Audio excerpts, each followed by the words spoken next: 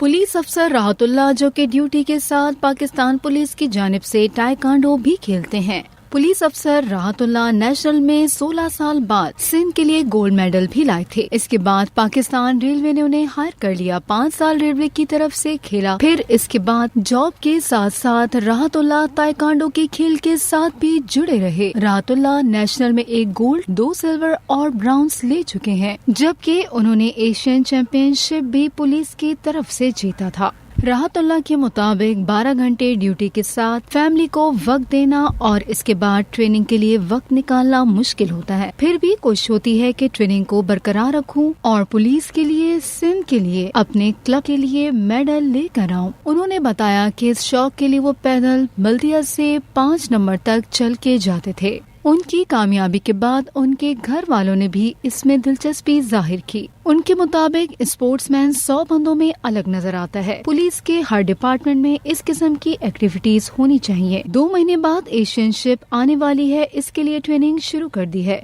इंशाल्लाह उम्मीद है पुलिस के लिए मेडल लेकर आएंगे, पाकिस्तान का परचम लहराएंगे। जो नौजवान ड्यूटी की वजह से स्पोर्ट्स में वक्त नहीं दे पा रहे, वो वापस आएं और इस तरह गेम को न छोड़कर जाएं, क्योंकि उन्होंने नेशनल लेवल पर मेडल्स लिए हैं। उनकी कोशिश है कि सबको इकट्ठा करके टीम बनाई जाए और पुलिस में दूसरे लोगों को भी स्पोर्ट्स की तरफ राग़िब किया जाए।